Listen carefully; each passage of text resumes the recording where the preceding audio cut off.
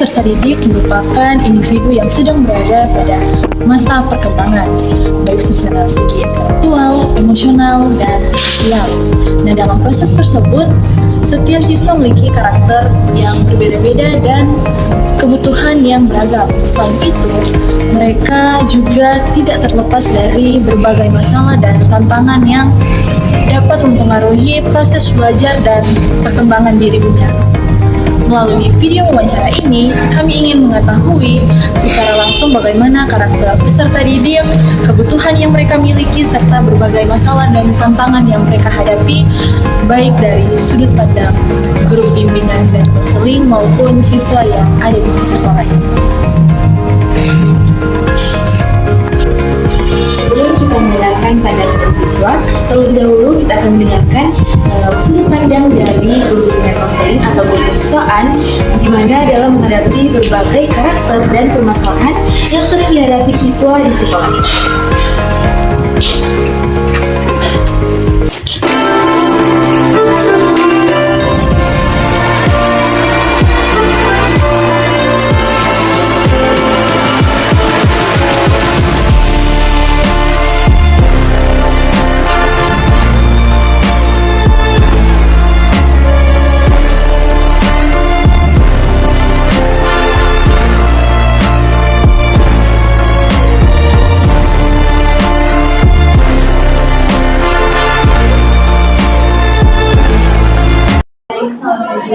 Selamat pagi.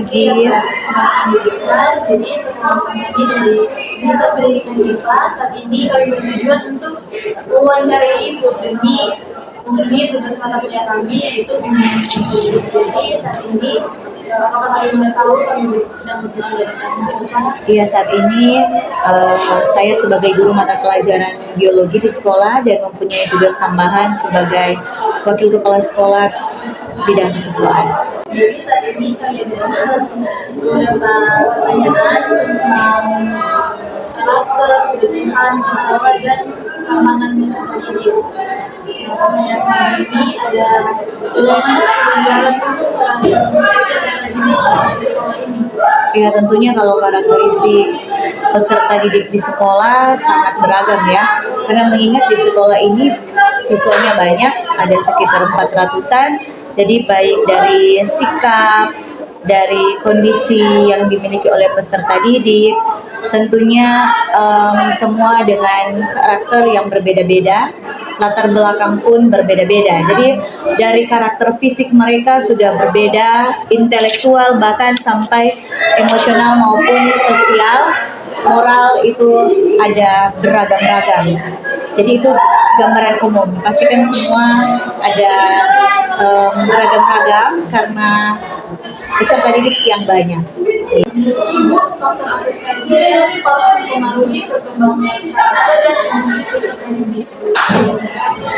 Kalau faktor yang paling mempengaruhi perkembangan karakter, biasanya itu emosional dari peserta didik ya, mempengaruhi, mungkin berkaitan dengan perasaan, berkaitan dengan pengendalian diri dari anak-anak yang membuat sampai faktor ini mempengaruhi perkembangan karakter. Bahkan juga kalau mau dilihat selain emosional, faktor yang berhubungan dengan moral dan nilai yaitu perilaku dari peserta didik itu. Bahkan ada juga minat dan bakat serta sosial. Tapi bagi saya yang paling mempengaruhi perkembangan adalah karakter emosional peserta didik, bahkan juga karakter sosial dari peserta didik. Seperti yang tadi ya, pengendalian diri, perasaan, kestabilan emosi. Selanjutnya, bagaimana cara Ibu mengidentifikasikan karakter serta kondisi emosional peserta didik? Oke, terima kasih untuk cara mengidentifikasi karakter karena saya bukan guru BK, jadi tidak melakukan proses untuk pengambilan angket ataupun survei ataupun kuesioner untuk menggali mungkin minat bakat gaya belajar siswa, tapi lebih ke observasi atau pengamatan bagaimana kita mengamati perilaku siswa baik di dalam kelas saat belajar maupun di luar kelas dalam aktivitas mereka sehari-hari ketika apel atau ibadah pagi ataupun kegiatan-kegiatan lain yang melibatkan siswa secara keseluruhan. Tapi bisa juga selain observasi dengan wawancara, bisa dengan tanya jawab dengan siswa yang bersangkutan yang bisa kita lakukan mungkin di pagi hari sebelum kegiatan belajar mengajar di sekolah kami menyiapkan ruang dalam hal ini waktu untuk pembinaan guru wali dengan anak-anaknya sehingga tiap hari itu ada pembinaan guru wali kepada siswa-siswanya yang tentunya dalam hal itu bisa lewat wawancara dan kita bisa mengidentifikasi karakter dari peserta didik tersebut. Dan tentunya selain itu melihat data akademik dari siswa, nilai pelajaran, kehadiran di sekolah, catatan perilaku yang sudah disampaikan tadi. Misalnya kita membuat catatan apakah anak-anak ini datang terlambat setiap hari, ada catatannya. Bahkan ketidaklengkapan atributnya ada catatannya juga di sekolah. Dan yang terakhir mungkin kerjasama dengan guru beserta orang tua. Karena itu penting untuk mengidentifikasi karakter serta kondisi emosional peserta didik. Itu saja. Baik, termasuk saya penyantri. Apa saja kebutuhan utama peserta didik di sekolah ini? Mungkin baik akademik atau sosial maupun Ya, untuk kebutuhan peserta didik di sekolah dari 3 aspek utama yaitu akademik, sosial maupun pribadi ada beragam juga. Kalau untuk kebutuhan akademik biasanya dalam proses pembelajaran, dalam pengembangan kemampuan intelektual siswa. Nah, itu untuk kebutuhannya misalnya bimbingan pada siswa yang mengalami kesulitan belajar. Jadi jika dia mengalami kesulitan belajar atau ada pembelajaran yang sulit untuk dipahami maupun motivasi dan dukungan dari guru, biasanya itu dilakukan bimbingan atau layanan ya untuk kebutuhan utama di akademik, yaitu seperti mengatasi kesulitan belajar sehingga siswa dapat berprestasi dan tentunya mencapai potensi dari akademik siswa tersebut. Kalau kebutuhan sosial biasanya hubungan siswa dengan mungkin siswa lain, teman sebayanya, teman seangkatannya di lingkungan sekolah. Bagaimana cara berinteraksi dengan temannya, bagaimana dia merasa dihargai, merasa disayangi dan tidak ada kata teman tidak menghargainya, sehingga itu memang kebutuhan sosial penting untuk kita layani. Jadi dari cara dia bersosialisasi dengan orang lain, bagaimana dia toleransi, empati terhadap sesamanya. Dan tentunya yang ketiga, kalau untuk kebutuhan pribadi atau kebutuhan personalnya lebih ke pengembangan pribadi siswa itu, percaya diri tak dia atau dia punya kemandirian, bagaimana cara membentuk nilai, membentuk moral, membentuk sikap dan tanggung jawab dari peserta didik tersebut. Jadi intinya agar supaya dalam kebutuhan pribadi ini kita buat layanan, siswa itu bisa membuat keputusan, mengambil keputusan yang baik dari dirinya. Itu saja. terima kasih Bu.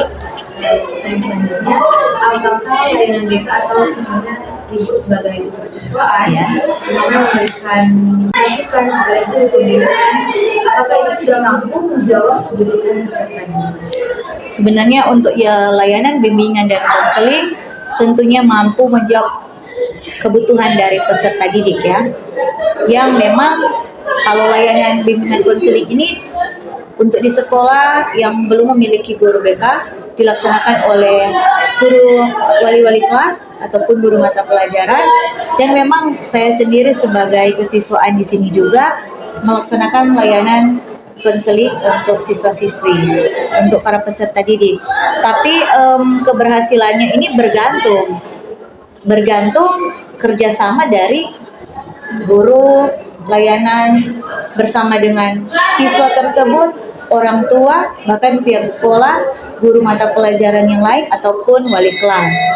memang sangat membantu kebutuhan akademik, kebutuhan sosial, kebutuhan pribadi dari peserta didik, tapi memenuhi kebutuhan siswa ini juga yang tadi disampaikan, harus juga ada dukungan dari pihak-pihak yang lain.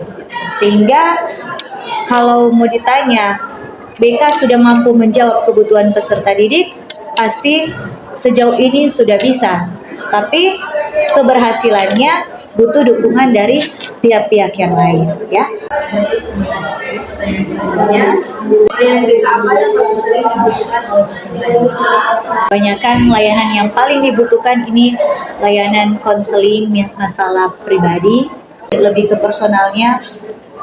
Entah itu ada masalah dengan perkembangan akademiknya ataupun perkembangan yang lain-lain yang berhubungan dengan akademik seperti tadi, tapi memang kebanyakan anak-anak untuk ini masalah-masalah pribadi, masalah keluarga, karena kebanyakan itu yang saya dapati selama ini. Ketika ada home visit dan lain-lain, ada masalah-masalah keluarga anak. Entah itu broken home anaknya, atau kebutuhan finansial ekonomi keluarga yang membuat sampai dia mungkin datang ke sekolah pun agak sulit, sehingga dia merasa itu jadi masalah buat dia. Sehingga dengan adanya masalah itu mengganggu akademiknya kan, sebentar tidak datang sekolah, bahkan sering terlambat. Memang masalah-masalah pribadi, masalah keluarga yang paling banyak. Ada yang merasa dianaktirikan, ada yang merasa ya orang tua lebih menyayangi yang satu. Orang tua tidak memberikan kasih sayang, itu yang kami dapatkan. Tapi ada masalah-masalah pribadi yang datang dari anak itu sendiri, yaitu memang sudah tidak mau lagi untuk sekolah karena pengaruh lingkungan, ajakan teman yang sudah tidak sekolah membuatnya ya mau tidak mau ya sudah, saya tidak sekolah saja karena ikut arus, ikut teman-temannya yang memang berdampak negatif dalam kehidupannya, sehingga memang banyak seperti itu, kejadian-kejadian seperti itu. Oke. Baik, terima kasih. Jadi pertanyaannya, bagaimana pengaruh media sosial terhadap perilaku dan kondisi emosional peserta didik? Kalau mau dibilang media sosial yang memang sekarang semua sudah mengenal media sosial. Anak kecil pun masih balita sudah mengenal apa itu Facebook, Instagram, TikTok, dan lain-lain sebagainya. Tentu media sosial itu sangat berpengaruh terhadap perilaku dan kondisi emosional peserta didik ya. Walaupun ada pengaruh positif bagi perilaku peserta didik, tapi ada juga pengaruh negatif. Kalau pengaruh positifnya mendapat informasi dan pengetahuan baru. Kita di sekolah ini memberi kesempatan siswa untuk bisa mengakses internet, tapi jika ada pembelajaran yang membutuhkan akses internet. Jadi HP-nya kita hanya gunakan saat jam pelajaran saja yang menggunakan akses internet. Tapi selebihnya itu kita simpan di locker. Nah, jadi memang di sekolah sudah berlaku itu sudah lama, sejak mungkin Flora juga masih siswa, sebelumnya masih sudah berlaku seperti itu. Yang memang informasi-informasi terbaru dapat mereka dapatkan semua dari media sosial, dari gadget yang ada. Mereka dapat informasi, dapat pengetahuan baru, itu positifnya. Bisa komunikasi dengan teman dan guru, karena dengan grup sekarang kan, grup WA dan lain-lain, bisa berkomunikasi dimanapun berada atau di belahan dunia mana sekalipun, mereka bisa komunikasi. Dan tentu sekarang menjadi sarana untuk mengekspresikan diri dan kreativitas. Sekarang banyak anak-anak sekolahan itu jadi konten kreator. Kita mendidik anak-anak untuk menggapai cita-cita mereka. Tapi di balik itu ada cita-cita yang mereka impikan, tapi untuk mengajar itu dari sisi kekosongan mereka, orang sudah mengisi dengan jadi konten kreator. Bahkan kreatif-kreatif anak-anak sekarang. Tanpa dilatih pun mereka belajar dengan sendiri, otodidak menjadi konten kreator, bisa mengekspresikan diri dan kreativitas mereka. Itu lebih ke pengaruh-pengaruh positif untuk siswa ya. Sehingga memang pengaruh positif itu bagus dalam proses pembelajaran, tapi pengaruh negatifnya itu yang harus kita hilangkan. Seperti kalau pengaruh negatif, siswa kecanduan dengan gadget, kecanduan dengan HP, menggunakan ponsel atau media sosial, membuat siapa yang ada di sampingnya jadi lebih jauh. Yang dijauh jadi semakin dekat. Bahkan sosial mereka berkurang. Tidak ada lagi seperti kita kalau tidak pegang HP kan bisa bercerita, berkomunikasi, mungkin dari mana, lagi mengerjakan apa, atau kita mau jalan-jalan ke sini, kita mau bikin sesuatu. Tapi kalau anak-anak sekarang, waduh, tidak ada lagi kata mau bercerita, berkomunikasi. Jadi masalah sosial itu jadi berkurang. Untuk komunikasi saja buruk karena pegang HP. Dewanya HP, bangun tidur langsung pegang HP, scroll TikTok, scroll lain-lain. Jadi seperti itu. Dan memang mengurangi waktu belajar, konsentrasi di sekolah.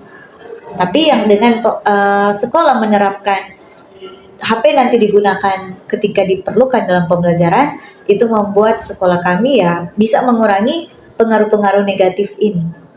Tapi positifnya ada. Meniru perilaku yang tidak baik dari internet. Bahkan sekarang kan sudah banyak yang ya kecanggihan teknologi ini ya, kita tidak tahu mana yang benar, mana yang apa. Jadi tinggal kita saja yang harus menyeleksi mana yang bagus untuk kita ikuti, mana yang tidak baik tentunya tidak boleh.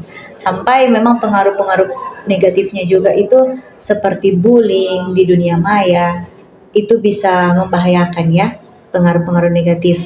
Dan memang tadi yang disampaikan bahwa siswa kurang berinteraksi langsung dengan orang lain. Bahkan sampai guru atau mungkin orang tua di rumah ketika anak pegang HP, mana mungkin lagi mereka berkonsentrasi yang baik. Adanya cuman kalau orang tua menyuruh anak ini untuk melakukan hal ini, mereka malah balik untuk, "Mah, sebentar, nanti selesai main game, masih lagi asik, lagi game." Seperti itu, yaitu pengaruh-pengaruh untuk media sosial terhadap perilaku kondisi emosional, ada positif dan ada juga yang negatif. Itu saja. Terima kasih Ibu. Iya. Pertanyaan selanjutnya, bagaimana prosedur penanganan masalah siswa di sekolah ini? Ya, untuk prosedur penanganan masalah siswa di sekolah, kalau saya di sini punya prosedur operasional standar kesiswaan. Yang BK juga pasti punya. Tapi di sini memang bisa menjawab untuk pertanyaan itu, ada alurnya. Jadi untuk penanganan masalah bukan langsung, oh anak itu bermasalah langsung BK, langsung kesiswaan. Tapi ada tahapannya. Jadi misalnya pengaduan atau keluhan dari berbagai sumber, nanti ada studi kasus oleh wali kelas. Tentunya ya, kalau dia bermasalah di kelas, wali kelas dulu. Jangan langsung dilimpahkan kepada kesiswaan ataupun guru BK. Nah, baru penanganan kasus. Kalau kasusnya itu ringan, maka konsultasi dengan siswa saja. Kita menyusun laporan tertulis, baru dilaporkan kepada kepala sekolah dan arsip dokumen. Itu kalau kasusnya ringan. Tapi kalau kasusnya berat, tentu kita konsultasi dengan orang tua. SP, surat peringatan pertama. Nah, bimbingan khusus oleh guru BK. Bimbingan khusus oleh guru BK ataupun wakil kepala sekolah bagian kesiswaan. Misalnya kalau baik konferensi kasusnya baik dikembalikan lagi, tapi kalau tidak baik dikonsultasikan dengan kepala sekolah, dikembalikan, dibina kembali, sampai kalaupun memang agak berat lagi dan berulang kembali, maka akan dikembalikan ke orang tua, kita SP3. Jadi ada alur penanganan masalah lewat wali kelas, menerima pengaduan, terus mengidentifikasi masalah, menangani kasus. Tapi kalau ringan, mengadakan pertemuan dengan siswa, kita lihat jika diberikan nasihat bimbingan cukup ya sudah. Kalaupun memang berat, menghubungi orang tua, kita panggil orang tua siswa untuk hadir, memberikan penjelasan terkait dengan kasus yang dilakukan oleh siswa, maka kita berikan surat peringatan pertama SP1. Jika masalah tidak terselesaikan, maka guru BK juga harus ambil bagian untuk itu. Sampai yang tadi untuk melibatkan guru BK, konferensi kasus, siswa, orang tua, wali kelas, wakasis, dan sebagainya. Jika hasilnya baik, kasus selesai. Tapi jika hasilnya tidak baik, maka wakasis perlu berkonsultasi dengan kepala sekolah. Karena pengambilan keputusan tertinggi semuanya ada pada kepala sekolah karena dia ada penanggung jawab di sekolah. Bagaimana saran Kepsek untuk penyelesaian masalah? Dua jenis keputusan yang mungkin diambil. Tingkat ini adalah siswa bisa diberi kesempatan untuk dibina lagi atau dikembalikan ke orang tua atau SP3 ya. Jadi ada alur, perlu untuk diperlihatkan, ini ada standar operasional prosedur, ada alurnya. Tapi kalau ke dalamnya untuk penanganan masalah ya, selain ini ada identifikasi masalah terlebih dahulu kan. Tentu identifikasi secara khusus detailnya masalah kita identifikasi. Jangan langsung-langsung. Kita berikan sanksi, kita tidak tahu masalahnya apa. Kita kumpulkan data. Jadi dipanggil wawancaralah dengan siswa yang mungkin melakukan kasus. Kita analisis masalahnya seperti apa. Baru kita berikan layanan bimbingan kerjasama, bimbingan konseling guru BK, baru kerjasama dengan orang tua. Tindak lanjut follow up untuk peserta didik atau siswa itu yang melakukan kasus. Tapi intinya memang kalau saya untuk penanganan kasusnya lebih ke penanganan kasus secara positif. Jadi mendisiplinkan secara positif. Itu yang terpenting, bukan dengan makian, bukan dengan tindakan untuk memukul dan lain-lain, tapi bagaimana kita mendisiplinkan siswa secara positif. Jadi itu alur prosedur penanganan masalah siswa di sekolah. Oke, terima kasih. Baik Bu, pertanyaan selanjutnya, apa tantangan terbesar yang Ibu hadapi dalam menjalankan layanan bimbingan? Ya, tentunya dalam menjalankan layanan bimbingan dan konseling banyak tantangan yang dihadapi. Tantangan terbesarnya siswa kurang terbuka. Siswa kurang terbuka karena takut ataupun dia malu untuk menceritakan masalahnya kepada guru. Kadangkala nanti digali terus baru. Tapi pertama dia tidak mau untuk terbuka. Kedua, ketiga begitu. Itu siswa yang untuk membuat siswa merasa nyaman karena memang selama ini stigma BK itu selalu negatif. Benar tidak? Ketika lihat ruang BK, aduh, masalah lagi. Padahal sebenarnya BK itu memberikan layanan bimbingan maupun konseling. Lebih ke mungkin permasalahan-permasalahan pribadi ataupun bagaimana agar supaya dia bisa berprestasi, dia mau bimbingan karir ke depannya seperti apa. Harusnya seperti itu. Tapi stigma negatif tentang BK itu selalu ada pada anak-anak. Masuk ruang BK, aduh takut. Nantinya dianggap ada buat kasus lah dan segala macam ya. Tapi sebisa mungkin di sini membuat BK itu jadi satu tempat yang aman, nyaman, cozy untuk mereka bisa langsung Bu, bisa curhat. Senang kalau ada anak-anak mengatakan Bu bisa kita mau curhat tentang masalah ini, ya silakan. Sehingga dari pengaturannya saya buat juga seperti ini agar supaya anak nyaman masuk ruangan, jangan terkesan seperti masuk di satu tempat tertutup seperti di sidang anaknya. Jangan seperti itu untuk ruangan BK karena kita berikan layanan konseling. Karena memang tantangan terbesar itu selain siswa kurang terbuka, stigma negatif terhadap BK. Selain itu juga, nah ini tantangan terbesar ya. Sekolah ini sekolah yang memiliki jumlah siswa yang banyak. Itu tantangan terbesar juga. Siswanya banyak, jadi tidak semua dapat pelayanan ya. Jadi mungkin kalau siswanya memang setahu saya untuk standar dalam satu sekolah itu jika ada guru BK, bimbingan konseling, satu guru BK melayani 150 siswa. Berarti kalau siswanya sudah sekitar 450-an, sudah harus ada 3 guru BK. Tapi memang di sekolah jujur belum ada memiliki guru BK, dan saya sendiri sebagai kesiswaan yang juga istilahnya mengcover itu agak kelabakan kalau dengan jumlah siswa yang banyak. Sehingga memang bantuan lain seperti bantuan wali kelas dan guru-guru wali, guru mata pelajaran pun sangat-sangat membantu untuk pelayanan ini, untuk konseling. Waktu juga merupakan tantangan ya. Karena kalau kita home visit, satu siswa saja saya home visit, itu memakan waktu hampir 2 jam. Kita kalau siswa bermasalah home visit guru wali kelas, wakase kesiswaan, kalaupun Bapak Kepala Sekolah tidak dalam kegiatan-kegiatan atau aktivitas yang lain, Bapak Kepala Sekolah juga ikut untuk home visit. Jadi itu waktu kalau kita mau kunjungan dalam satu hari ada berapa siswa bermasalah, kadangkala itu memang terlalu sehingga memang keterbatasan waktu dan layanan juga terbatas. Di sekolah juga keterbatasan waktu, ruang BK biasanya dibuka hari Senin dan hari Jumat ketika saya tidak ada jam mengajar.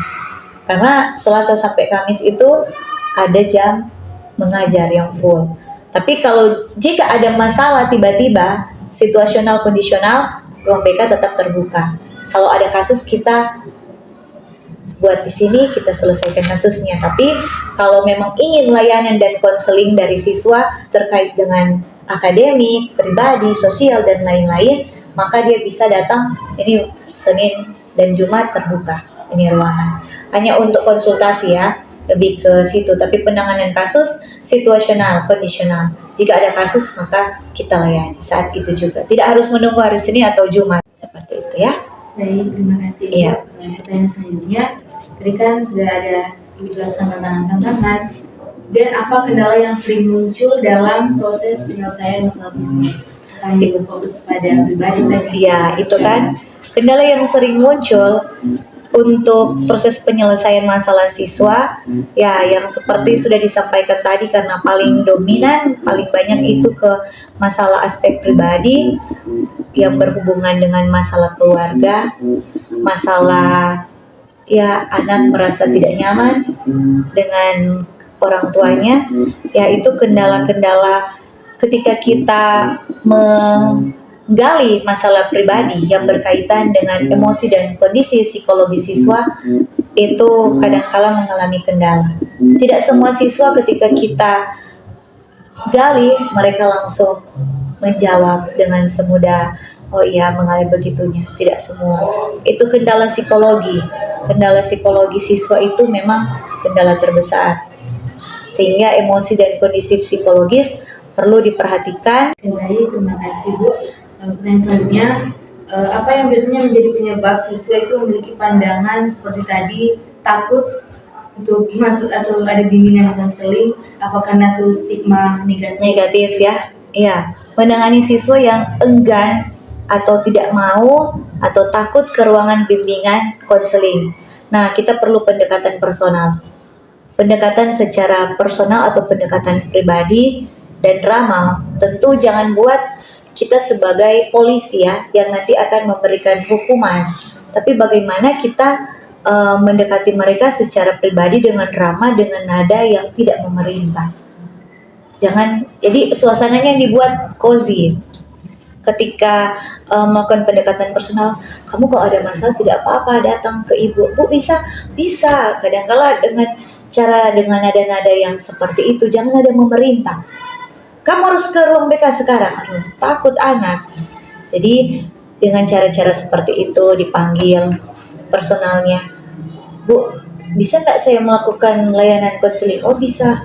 Nanti kalau ada apa-apa panggil ibu ya. Nanti ibu bisa kasih layanan konseling. Nah mereka dengan begitu mereka tidak akan merasakan enggan lagi. Dan tentunya selain waktu kita melakukan pendekatan secara personal, kita harus sampaikan tujuan BK itu seperti apa. Iya, mereka harus tahu dulu konsepnya BK ini apa. BK ini hanya untuk tempat menghukum siswa, untuk memberikan sanksi, atau ada juga yang lain. Jadi harus mereka tahu tujuan BK-nya itu apa. Kan kita tahu BK bukan hanya tempat untuk tadi seperti menghukum, memberikan sanksi, tapi bagaimana tempat untuk membantu menyelesaikan masalah pribadi dan tentunya memberikan bimbingan mungkin ke depannya ingin sekolah lebih lanjut lagi dan butuh bimbingan untuk karirnya ke depan seperti apa. Jadi orang usahakan buat menciptakan rasa aman dan nyaman sehingga anak enggan ruang BK tidak ada lagi. Jadi situasi yang aman nyaman seperti tadi buat ruangan yang nyaman. Minta maaf, ini saya buat seperti ini supaya anak merasa cozy. Jadi datang seperti bertamu, iya kan? Atau mungkin dari pandangan mahasiswa gimana? Jadi masuk ke ruang BK, anak-anak ketika lihat pintu BK dibuka, Bu, boleh masuk? Boleh mulai? Boleh. Bu, semua betah di dalam. Nah, begitu anak-anak. Jadi kita buat menciptakan rasa aman dan nyaman. Selain ruangannya, kita buat rasa nyaman untuk anak-anak. Bagaimana kita membuat suasana supaya anak itu merasa dihargai, anak itu merasa dihormati, anak itu merasa didengar, dan jangan sampai kita menghakimi anak-anak. Selalu kalau ada penanganan kasus, saya menyelesaikan pertama dengan kata-kata yang memuji dulu. Istilahnya kata-kata yang enak mau didengar, yang tidak menghakimi, seperti itu. Jadi lebih ke kata-kata yang positif, kata-kata lembut, kata-kata yang bukan memaksa atau bukan mengancam. Jadi lebih ke jika ada hal yang mengganggu kamu, mari datang sini. Ibu bisa memberikan solusi untuk kamu, memberikan motivasi, supaya hanya dengan kata nada berbicara seperti itu kan akan membuat anak merasa, oh ya, saya merasa nyaman. Pertama, ciptakan suasana seperti itu, merasa nyaman anaknya, kita mendengar, bukan kita menghakimi dia, kita memberikan motivasi, kita menghargai. Jadi buat suasana yang menciptakan rasa nyaman dengan menciptakan kata-kata yang dengan kata-kata yang lembut, nada yang lembut. Bahkan selain yang tadi yang Ibu sampaikan, intinya melakukan pendekatan secara personal dengan itu semua ya. Sampaikan. Perlu juga ada wali kelas dan orang tua yang terlibat. Oke, itu saja. Dari pandangan kami juga tempat ini, ruangan BK ini nyaman. Iya. Siswa itu bisa nyaman nanti mau bercerita atau mau curhat. Nah, pertanyaan selanjutnya, apakah pernah terjadi miskonsepsi atau kesalahpahaman dengan guru lain atau orang tua terhadap peran guru BK? Ya, kalau mau disampaikan untuk miskonsepsi, ya pernah juga ya miskonsepsi atau kesalahpahaman ya orang tua tentang peran guru BK. Biasanya disebabkan orang tua yang belum memahami fungsi dari layanan BK. Jangan sampai orang tua selalu menganggap ya seperti itu pernah kejadian. Guru BK terlalu intervensi full dengan anak saya. Terlalu begini, tapi karena apa? Orang tua yang tadi yang saya sampaikan belum memahami fungsi sebenarnya dari layanan BK. Jadi soal pernah mengalami miskonsepsi, ya pernah. Pada orang tua dia belum paham bagaimana itu BK selain dia menangani siswa yang bermasalah, tapi dia juga memberikan bimbingan konseling untuk anak-anak mencapai satu tujuan. Anak itu misalnya anak itu ingin melanjut, meminta mungkin pendapat seperti apa, seperti itu. Jadi orang tua belum memahami secara full fungsi utama dari BK seperti ini. Karena kita harus tahu bahwa BK itu membantu peserta didik dapat berkembang secara optimal dari aspek pribadi, aspek sosial, aspek akademik, yang tentunya akan membantu mereka dalam karir mereka sebentar. Sehingga orang tua perlu untuk mengetahui fungsi utama dari BK. Guru BK di sekolah juga membantu siswa mengenal diri, membantu siswa mengembangkan kemampuan belajar, penyesuaian sosial, bahkan sampai membantu perkembangan pribadi dari siswa. Jadi BK juga membantu peserta didik secara optimal untuk perkembangan pribadinya dari semua aspek itu yang sudah disampaikan. Sehingga tujuan utama BK ini perlu diketahui oleh orang tua. Jangan sampai terjadi miskonsepsi. Bahkan ada juga miskonsepsi sebagian orang tua yang berpikir anak saya dipanggil ke ruang BK berarti nakal atau melakukan pelanggaran. Padahal kita tahu bersama BK juga tempat untuk kita membantu siswa melakukan pengembangan diri dalam belajar dan perencanaan dari masa depan. Jangan ya memang miskonsepsi BK jadi polisi di sekolah. Kita juga tidak mau hal seperti itu kan. Ibu juga tidak mau selalu dianggap polisi di sekolah karena menegakkan aturan dan lain-lain. Tapi bagaimana kita harus tahu bahwa di sekolah itu ada BK, tujuan utama BK seperti apa. Tujuannya harus kita ketahui sehingga tidak terjadi miskonsepsi lagi dan lain-lain. Tapi tidak semua orang tua ya, hanya mungkin segelintir 1-2 orang saja yang pernah mungkin miskonsepsi. Karena memang sempat kejadian untuk miskonsepsi seperti itu, kesalahpahaman. Tapi sebagian besar juga orang tua sudah paham dengan layanan bimbingan konseling di sekolah seperti apa. Ya, kira-kira mungkin itu saja yang bisa disampaikan. Oke, baik. Terima Ya. kasih Bu. Jadi mungkin cara mengatasinya dengan memberikan pemahaman Iya, benar. orang tua, Pemahaman peran tentang guru BK. apa, peran guru BK seperti apa. Iya, benar. Terima kasih Bu. Iya, sama-sama. Waktunya yang diluangkan untuk kami boleh bisa mewawancarai Ibu untuk memenuhi tugas untuk Iya, terima kasih. Harapan juga untuk kalian bisa sukses ke depan ya. Iya, nanti yang nantinya menjadi guru IPA. Iya. Guru IPA untuk kedepannya ya, karena juga sebentar akan menjadi guru BK juga, karena kalau jadi guru itu layanan konseling bukan hanya guru BK, semua guru bisa melakukannya ya, bisa melaksanakan. Kalaupun memang ada guru BK ya ada guru BK, tapi tidak menutup kemungkinan juga bahwa di sekolah kita tidak mengajarkan siswa hanya untuk akademik saja, tapi di sekolah kita memberikan pengajaran lebih ke mendidik, membina siswa itu untuk pengembangan karakternya. Karena ujung-ujungnya yang dicari adalah karakter. Iya. Sehingga penting sekali kita sekarang sebagai guru masuk dalam kelas, tidak hanya semuanya full dengan materi, tapi sisipkan dengan pembinaan-pembinaan karakter kepada siswa. Itu saja. Terima kasih. Selain dari sudut pandang guru bimbingan dan konseling, penting juga untuk mengetahui pandangan dan pengalaman dari siswa sebagai peserta didik. Oleh karena itu, kami akan mewawancarai 2 orang siswa yang berada di SMA Katolik Caritas Tomohon.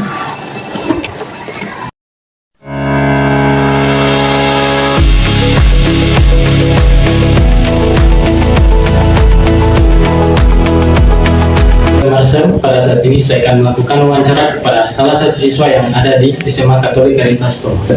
Dengan Julifa dari kelas 11 EK. Pada pertanyaan pertama, secara umum, bagaimana perasaan kamu selama bersekolah di sini? Perasaan saya selama bersekolah di sini sangat senang karena sekolah ini sekolah yang saya impikan dari SMP. Oke, baik Julika. Masuk pada pertanyaan berikutnya.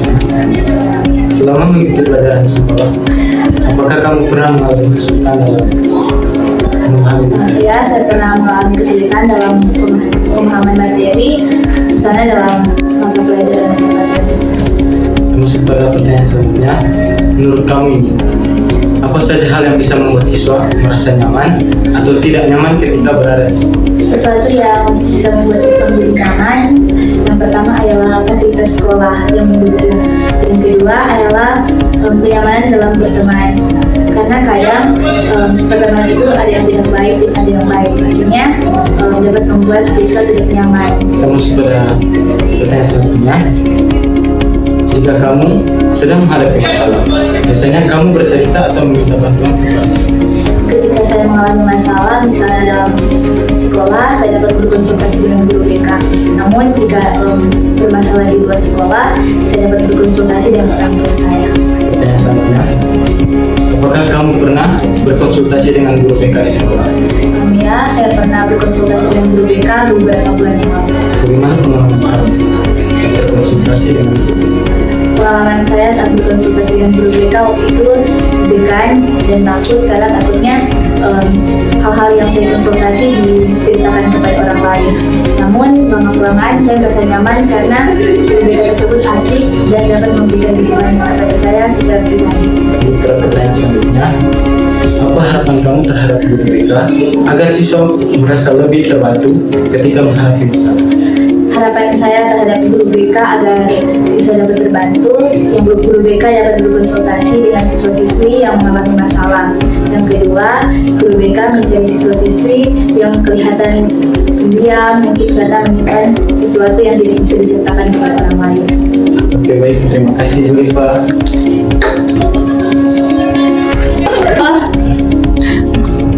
Halo, saat ini saya akan melakukan wawancara kepada salah satu siswa yang berada di SMA Katolik Caritas Solo.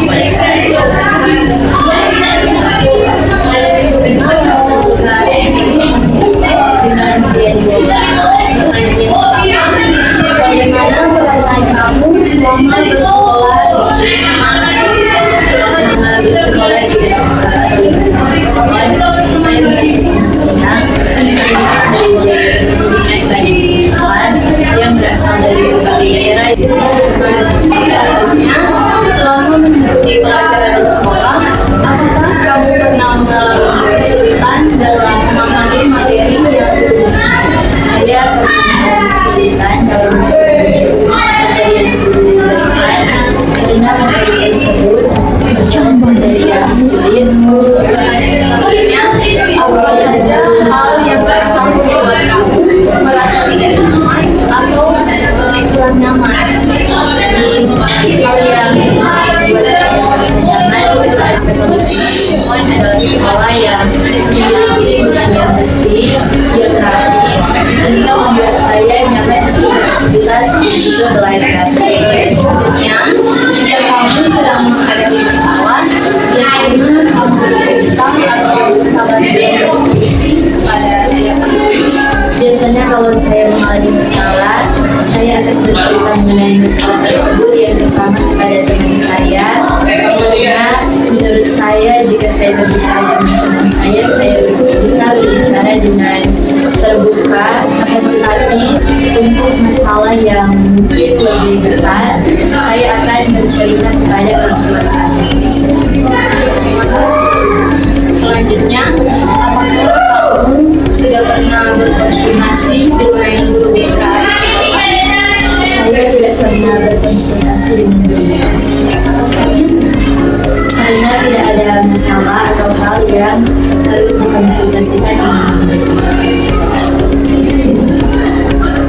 Pertanyaan selanjutnya, apa harapan kamu terhadap guru BK agar siswa merasa lebih terbuka ketika menghadapi masalah?